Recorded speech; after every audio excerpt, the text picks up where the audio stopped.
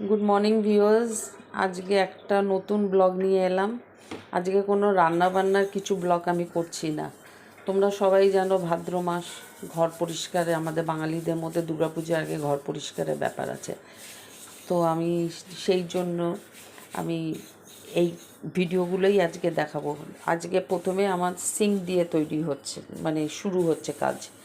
এই সিঙ্কটা পরিষ্কার করবেন ইনি, এই দাদা খুব ভালো। তোমরা যদি চাও এই দাদাকে কন্ট্যাক্ট করতে পারো, আমার প্রোফাইলে যুক্ত হয়ে আমাকে বললে আমি এর দাদার ফোন নাম্বার পাঠিয়ে দেবো।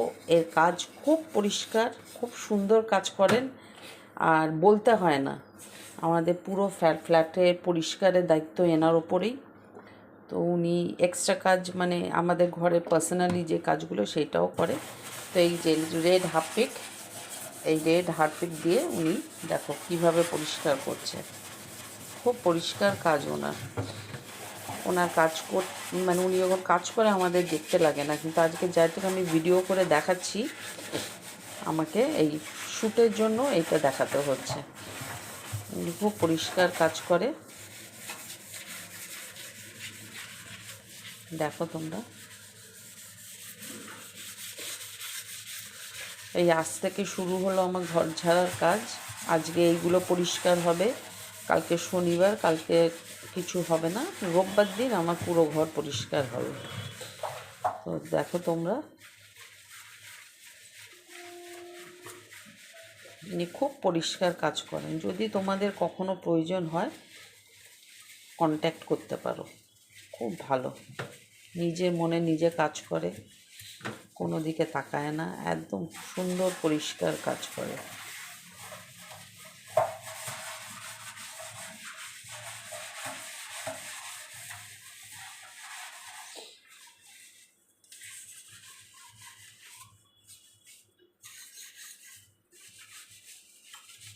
কলগুলো একদম এমন করে পরিষ্কার করে দেবে যেন মনে হবে নতুন কল লাগিয়েছো,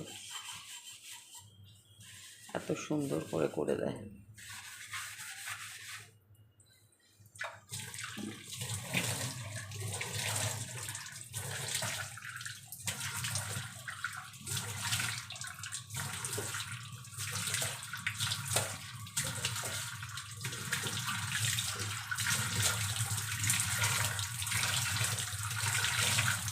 এবার সিঙ্কের নিচটা করবে?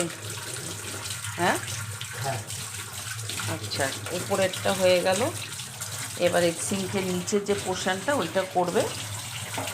তো আমি ভিডিওটা এখানটা শেষ করছি আপাততর জন্য, কেন পরপর সিঙ্কগুলো করে তারপর ওনার কাজ শেষ হবে।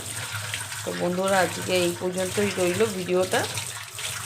সাথে থেকো, পাশে থেকো। Thank you all.